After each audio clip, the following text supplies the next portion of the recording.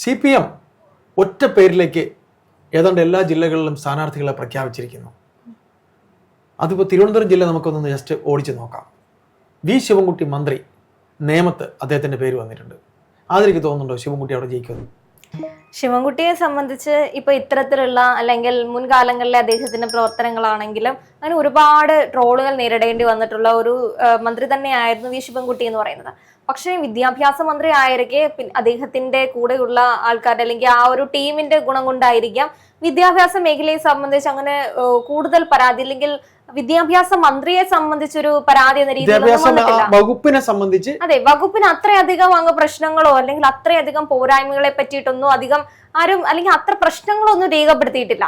അതുകൊണ്ട് തന്നെ വി ശിവൻകുട്ടിയെ സംബന്ധിച്ച് ബാക്കി മന്ത്രിസഭയിലെ അംഗങ്ങളെ സംബന്ധിച്ച് നോക്കുകയാണെങ്കിൽ തമ്മിൽ ഭേദമാണ് വി ശിവൻകുട്ടി എന്ന് പറയുന്നത്. നേമത്ത് സാധ്യതകൾ ഉള്ള ഒരു സ്ഥാനാർത്ഥി തന്നെയായിരിക്കും വി ശിവൻകുട്ടി. നമുക്കറിയാം ശിവൻകുട്ടി നിന്നിട്ടാണ് നിയമം തിരിച്ച് CPM-ന്റെ കയ്യിലേക്ക് വന്നത്. പക്ഷെ അത് എങ്ങനെയെന്നറിയോ, നേമത്തെ ശിവൻകുട്ടി ജയിച്ചത് എങ്ങനെയെന്ന് വെച്ചാൽ അത്തവണ ഉണ്ടായിരുന്ന BJP-ക്ക് ഏറ്റവും നല്ല ശക്തനായ ഒരു കാൻഡിഡേറ്റ് ആയിരുന്നു കുമ്മനം രാജശേഖരൻ. അദ്ദേഹം വളരെയധികം, കാര്യം നിയമം എന്ന് പറയുന്നത് പിന്നെ ഭൂരിപക്ഷ സമൂഹം നായർ കമ്മ്യൂണിറ്റി ഏറ്റവും കൂടുതലുള്ള സ്ഥലമാണ് നിയമത്തെ. അവിടെ എന്ന് പറയുമ്പോൾ ഇപ്പൊ പഴയതുപോലെ അല്ല, കോൺഗ്രസിൽ നിന്നും CPM-ൽ നിന്നും എത്രയോ, അതായത് ഈഴവ കമ്മ്യൂണിറ്റി, നായർ കമ്മ്യൂണിറ്റി, ന്യൂനപക്ഷം വരെ ഒരു BJP ന്യൂനപക്ഷ വോട്ടുകളുടെ ഒക്കെ സാധ്യത എന്ന് പറയുന്നത്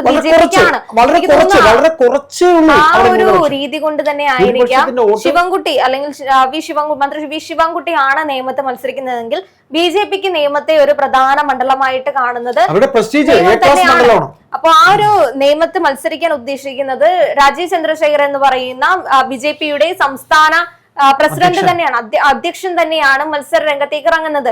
അപ്പോ ആ രീതിയിൽ നോക്കുകയാണെങ്കിൽ BJP-ക്ക് ഇതിന് മുൻകാലം നിന്നിട്ടുണ്ടായിരുന്ന ഓരോ സ്ഥാനാർത്ഥികൾക്കും നല്ല രീതിയിൽ വാർഡ് ഷെയർ കിട്ടിയിട്ടുള്ള മണ്ഡലമാണ് നിയമം. രീതിയിൽ നോക്കുന്ന സമയത്താണെങ്കിൽ വി ശിവൻകുട്ടി നിൽക്കുകയാണെങ്കിൽ സാധ്യതയുണ്ടോ എന്ന് ചോദിച്ചു കഴിഞ്ഞാൽ അപ്പുറത്ത് നിൽക്കുന്നത് രാജീവ് ചന്ദ്രശേഖർ ആണെങ്കിൽ സാധ്യത അങ്ങോട്ടേക്ക് തന്നെയായിരിക്കും പോകുന്നത്. കോൺഗ്രസിന്റെ സ്ഥാനാർത്ഥി ആരാണെന്ന് ഇതുവരെ പറഞ്ഞിട്ടില്ല. കോൺഗ്രസിന് വളരെ വളക്കൂറുള്ള ഒരു മണ്ണായിരുന്നു നിയമം എന്ന് പറയുന്നത്. ഒരു സമയത്ത് കോൺഗ്രസ് ശക്തൻ ജയിച്ചിട്ടുള്ള സ്ഥലമാണ്. അതുപോലെ തന്നെ കെ കരുണാകരൻ ജയിച്ചിട്ടുള്ള സ്ഥലമാണ് എന്ന് പറഞ്ഞിട്ട് ശക്തൻ ജയിച്ചെന്ന് പറഞ്ഞാൽ മതി. കാര്യം കെ കരുണാകരൻ മാളയിലും നേമത്തും മത്സരിച്ചിട്ടുണ്ട്.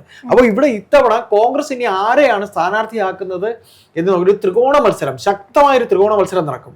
അപ്പൊ BJP-ക്ക് ഇദ്ദേഹം മത്സരിക്കുകയും അവർ ഒരു നല്ല ഭൂരിപക്ഷത്തിലേക്ക് എത്തത്തക്ക രീതിയിൽ അവർ മാക്സിമം ഏറ്റവും കൂടുതൽ അവർക്കായിരിക്കും. ഈ സംഘടനാ പ്രവർത്തനങ്ങൾ തന്നെയാണ് സംഘടനാ പ്രവർത്തനങ്ങളിലും ഈ വോട്ട് ഷെയർ അങ്ങോട്ടും ഇങ്ങോട്ടും കൂടുന്നതും കുറയുന്നതും ഭൂരിപക്ഷം എങ്ങനെ തിരുവനന്തപുരം ജില്ലയിൽ തന്നെയായിരിക്കും. അല്ല, അതിന് തിരുവനന്തപുരം ജില്ലയിൽ മറ്റ് ഏത് CPM കാബിനറ്റിനെക്കാളും ശിവൻകുട്ടി, അവിടെ ശിവൻകുട്ടി അണ്ണൻ എന്നാണ് CPM-മാർ വിളിക്കുന്നത്. അപ്പൊ ഈ പ്രവർത്തകർ വിളിക്കുന്നത് ശിവൻകുട്ടിക്ക് വേണ്ടി നല്ലൊരു വർക്ക് നടക്കും. ന്യൂനപക്ഷ വോട്ട് ഒരു ചെറിയ നാരോ ശതമാനം. കഴിഞ്ഞ തവണ അദ്ദേഹം 3000 വോട്ടിനാണ് ജയിച്ചത്. അത് കുമ്മനം രാജശേഖരന്റെ വോട്ട്, K മുരളീധരന്റെ വോട്ട് ഒക്കെ വന്നിട്ടാണ് അദ്ദേഹം ഈ പറയുന്ന പോലെ ജയിച്ചത്. എങ്ങനെ 3000 വോട്ടിന്. പക്ഷെ ഇത്തവണ എനിക്ക് തോന്നുന്നില്ല. ഭരണവിരുദ്ധ വികാരമാണെങ്കിലും മാറ്റം ആഗ്രഹിക്കുന്ന ജനങ്ങളുണ്ട്. മാറ്റം ആഗ്രഹിക്കുന്നത് കൊണ്ട് തന്നെ അദ്ദേഹത്തിന്റെ ജയസാധ്യത മറ്റുള്ള മന്ത്രിസഭാ അംഗങ്ങളെക്കാട്ടിലും ഒരല്പം ഈ ശിവൻകുട്ടിയോട് ജനങ്ങൾക്ക് ഒരു സ്നേഹമുണ്ട്. അത് പ്രവർത്തകർക്കുണ്ട്. സംഘടനാ പ്രവർത്തനമാണല്ലോ കൂടുതലായിട്ടും എല്ലാവരെയും ജയിപ്പിക്കാനുള്ള ഒരു രീതി. ഇപ്പോ ഒരു മണ്ഡലത്തിൽ എത്രത്തോളം ആ സ്ഥാനാർത്ഥിക്ക് ചാൻസ് ഉണ്ടെന്ന് പറഞ്ഞു കഴിഞ്ഞാലും അവരുടെ സംഘടനാ പ്രവർത്തനങ്ങൾ മോശമാണെങ്കിൽ തോൽവിയിലേക്ക് തന്നെ. ശിവൻകുട്ടിക്ക് വേണ്ടി സംഘടനയിൽ പ്രവർത്തിക്കാൻ ആളുണ്ടാവും. സംഘടനാ പ്രവർത്തനം കൊണ്ട് മാത്രം ശിവൻകുട്ടി ജയിക്കണമെന്നില്ല. നിയമത്ത് ഒരു ത്രികോണ പോരാട്ടം, നിയമം എന്ന് പറയുന്ന ഒരു സാധ്യതയായിട്ടൊന്നും നമുക്ക് കാണാനില്ല. പക്ഷെ ഒരു വളരെ മോശമായിട്ട് പരാജയപ്പെടുന്ന രീതിയിൽ ദയനീയമായ പരാജയമൊന്നും ശിവൻകുട്ടിക്ക് അവിടെ ഉണ്ടാവാൻ പോകുന്നില്ല.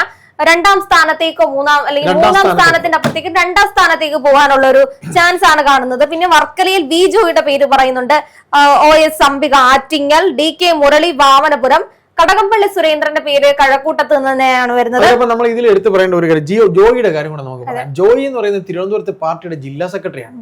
ഇന്നിപ്പോ കരമന ഹരി എന്ന് പറയുന്ന അവരുടെ ജില്ലാ കമ്മിറ്റി അംഗം ചോദിച്ചിട്ടുണ്ട്, ജോയിക്ക് എന്താ ഈ അട്ടിപ്പേർ അവകാശമാണോ, എവിടെ വർക്കല എപ്പോഴും ജോയി മാത്രമേ ഉള്ളൂ, നാണക്കേടില്ലേ എന്ന് ഇന്ന് കമ്മിറ്റിയിൽ വരെ ചർച്ചയായി എന്ന് പറയുന്നുണ്ട്. ഇത് ജില്ലാ സെക്രട്ടറിമാർ മത്സരിക്കണ്ട എന്നൊരു തീരുമാനമെടുത്ത് പല ജില്ലകളിലും ജില്ലാ സെക്രട്ടറിമാർ മൽസരിക്കുന്നില്ല. ജോയി ഇപ്പോ ഈ കഴിഞ്ഞ ലോക്സഭ ഇലക്ഷനിൽ ആറ്റിങ്ങൽ അടൂർ പ്രകാശിനെതിരെ മത്സരിച്ചു. എന്നിട്ട് ആ ജോയി ഇപ്പോഴും പാർട്ടി സെക്രട്ടറി തുടർന്ന് ജോയി അല്ലാതെ ഈ പറയുന്ന രീതിയിൽ അവിടെ പിന്നെ വർക്കലയിൽ മറ്റൊരു പേരില്ല എന്ന് പറയുമ്പോൾ CPM എന്താണ് മനസ്സിലാകുന്നില്ല. എന്നിട്ട് അവർ റഹീമിനെയാണ് ഇപ്പോൾ ജില്ലാ സെക്രട്ടറിയെ കൊണ്ടുവച്ചിരിക്കുന്നത്. ന്യൂനപക്ഷത്തിന്റെ മുഖം എന്ന രീതിയിൽ റഹീമിനെയാണ് കൊണ്ടുവച്ചിരിക്കുന്നത്. അപ്പോൾ ജോയി അല്ലാതെ വേറെ ജയിക്കില്ല എന്നൊക്കെ പറയുന്നത് ഗോവിന്ദനെ ഇരുത്തിക്കൊണ്ടാണ് ചോദിച്ചിരിക്കുന്നത്. എനിക്ക് ആ കാര്യത്തിൽ ഗോവിന്ദൻ മാസ്റ്റർ തന്നെ മരളിൽ വിജോയുടെ ഭാര്യയ്ക്ക് നിൽക്കാൻ താല്പര്യമില്ലാത്തത് കൊണ്ടായിരിക്കാം, അല്ലെങ്കിൽ ഗോവിന്ദൻ മാസ്റ്ററെ പോലെ അങ്ങനത്തെ സർജിക്കൽ സ്ട്രൈക്ക് ആയിട്ടുള്ള തീരുമാനങ്ങളൊക്കെ എടുക്കണം. ഗോവിന്ദ മാസ്റ്റർ ഭാര്യ അദ്ദേഹത്തിന്റെ വിവാഹം കഴിക്കുന്നതിന് മുമ്പ് തന്നെ പാർട്ടിയിലുണ്ടെന്നാണ് ഇപ്പൊ ഗോവിന്ദ മാസ്റ്റർ. അല്ല, പാർട്ടിയിലുള്ള ആളൊക്കെ തന്നെയായിരിക്കും. ഇപ്പോ PK ശ്യാമളയെ സംബന്ധിച്ചാണെങ്കിൽ നമുക്ക് അങ്ങനെ എതിരഭിപ്രായങ്ങളൊന്നുമില്ല. ഗോവിന്ദൻ മാസ്റ്ററെ വിവാഹം കഴിക്കുന്നതിന് മുൻപ് പാർട്ടിയുമായി ബന്ധപ്പെട്ടുള്ള ഒരാൾ തന്നെയായിരിക്കും. പക്ഷെ ആ മണ്ഡലത്തിൽ PK ശ്യാമളയെക്കാട്ടിലും മികച്ച സ്ഥാനാർത്ഥികളാകാൻ യോഗ്യരായിട്ടുള്ള ആൾക്കാരുണ്ടെന്ന് മാത്രം അഭിപ്രായമേ ഉള്ളൂ. പക്ഷെ കടകംപള്ളി നമ്മൾ പറയണം. അതെ, കഴക്കൂട്ടത്ത് കടകംപള്ളി സുരേന്ദ്രന്റെ പേരാണ് പോലെ. കടകംപള്ളിക്ക് അവിടെ ഭയങ്കരമായ ഹോൾഡ് ഉണ്ട്. കടകംപള്ളിന് ഈ പറയുന്ന എല്ലാ പേരുദോഷവും മാറി അദ്ദേഹം അഗ്നിശുദ്ധി വരുത്തി അദ്ദേഹം അവിടെ നിന്ന് ജയിച്ചു വരും എന്നാ പറയുന്നത്. മറ്റൊരു പേര് അവിടെ ഇല്ലെന്നാണ്. അഗ്നിശുദ്ധി വരുത്തുകയാണെങ്കിൽ ഒരുപാട് മന്ത്രിമാർക്കും ഒരുപാട് സ്ഥാനാർത്ഥികൾക്കും ആ ശുദ്ധിയുടെ ആവശ്യമായിട്ട് വരുന്ന ഒരു സാഹചര്യമാണ്. പിന്നെ PK പ്രശാന്തിന്റെ പേര് പറയുന്നുണ്ട്. വട്ടിയൂർക്കാവിൽ നിന്ന് VK പ്രശാന്തിന്റെ പേരാണ് പറയുന്നത്. പ്രശാന്ത് അവിടെ മുരളീധരനാണ് മത്സരിക്കുന്നതെങ്കിൽ നല്ലൊരു മത്സരം ഉണ്ടാവും. പ്രശാന്ത് ഒരു 50% കൂടുതൽ 70% ഇമേജ് ഉള്ള ഒരു MLA ആണ്. കാരണം മേയർ ബ്രോ ആയിരുന്ന ആളാണ്. അപ്പൊ ആ രീതിയിൽ വട്ടിയൂർക്കാവില് വട്ടിയൂർക്കാവിൽ അത്യാവശ്യം BJPക്കും കോൺഗ്രസിനും ഒരേപോലെ തന്നെ ഇൻഫ്ലുവൻസ് ഉള്ള ഒരു മണ്ഡലമാണ് വട്ടിയൂർക്കാവ് എന്ന് പറയുന്നത്. സ്ഥാനാർത്ഥി ആരാണോ നിൽക്കാൻ പോകുന്നത് വട്ടിയൂർക്കാവില് കോൺഗ്രസിന്റെ സ്ഥാനാർത്ഥിയായിട്ട് K മുരളീധരന്റെ പേര് വരുന്നുണ്ട്.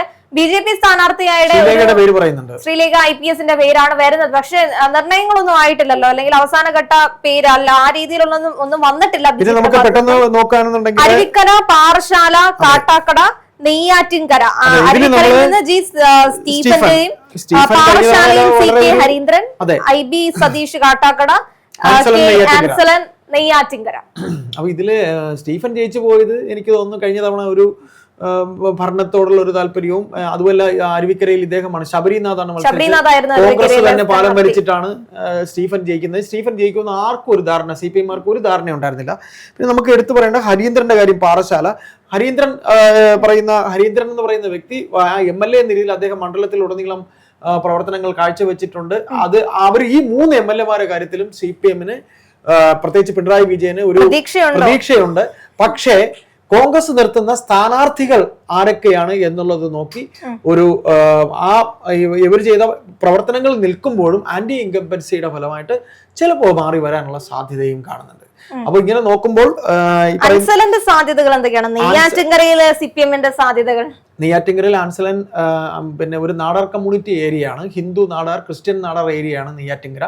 അവിടെ കോൺഗ്രസിന് വളരെ വളക്കൂറുള്ള ഒരു മണ്ണാണ്. അവിടെ നല്ലൊരു കോൺഗ്രസ് സ്ഥാനാർത്ഥി ഇടുകയാണെങ്കിൽ ആൻസലന്റെ. അപ്പോ ഈ പ്രതിപക്ഷത്തിന്റെ സ്ഥാനാർത്ഥി നിർണയങ്ങൾ പോലെ ഇരിക്കും ഈ പറഞ്ഞ പേരുകളുടെ ജയസാധ്യത എന്ന് പറയുന്നത്. പ്രതിപക്ഷം സ്ഥാനാർത്ഥി നിർണയം നടത്തുന്നത് എങ്ങനെയായിരിക്കും എന്നുള്ളത് നോക്കി തന്നെ ആയിരിക്കും തിരുവനന്തപുരം. തിരുവനന്തപുരവും കൊല്ലവും ആലപ്പുഴയും പത്തനംതിട്ട വരെയും ഉള്ള MLA-മാരെ നമ്മൾ വോട്ടെണ്ണി വരുമ്പോൾ ഇവിടുത്തെ സീറ്റ് എണ്ണം ഇതിലിപ്പോ പകുതിയും ഈ ആവർത്തനപരമായിട്ടുള്ള സിറ്റിംഗ് MLA-മാര്, മന്ത്രിമാരുണ്ട്, MP സ്ഥാനത്തേക്ക് മത്സരിച്ചവരുണ്ട്. നമുക്ക് തിരുവനന്തപുരം മാത്രം നോക്കാം. അടുത്ത ജില്ല നമുക്ക് മറ്റൊരു അവസരത്തിൽ നമുക്ക് സംസാരിക്കാം. ഏതായാലും തിരുവനന്തപുരം ജില്ലയിൽ മുഖ്യമന്ത്രി പിണറായി ഇലക്ഷൻ ചൂടാണ്. തിരുവനന്തപുരത്ത് സ്ഥാനാർത്ഥി നിർണയങ്ങളിലേക്കൊക്കെ കടക്കുന്നു. ഇവരെ തന്നെ മത്സരിക്കട്ടെ എന്ന് പറയുമ്പോൾ ഇവരിൽ പ്രതീക്ഷയുണ്ട് സർക്കാരിന് ഇവർ ജയിക്കുമെന്ന്. പക്ഷേ അറിയില്ല, അത് ആന്റി ഇൻകംബൻസിയെ മറികടക്കത്തക്ക രീതിയിൽ ഇവർ ചെയ്ത ക്ഷേമ പ്രവർത്തനങ്ങൾ ജനങ്ങൾക്കിടയിൽ അത് വോട്ടായി മാറുമോ എന്നുള്ള കാര്യം നമുക്ക് കണ്ടു തന്നെ അറിയേണ്ടതാണ്.